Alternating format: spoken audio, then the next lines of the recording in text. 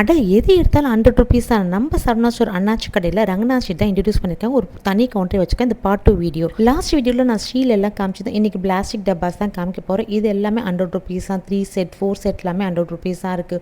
உண்டியல் பேஸ்கெட்டுன்னு சொல்லிக்கிட்டே போல ஏகப்பட்ட வெரைட்டி வச்சுருக்காங்க. இந்த ஸ்டாண்டு வந்து 3 ரேக் ஸ்டாண்ட்லாம் வந்துட்டு 100 ருபீஸாக நிறைய ஷேப்ஸும் அவைலபிள், கலர்ஸும் அவைலபிள் இருக்குது.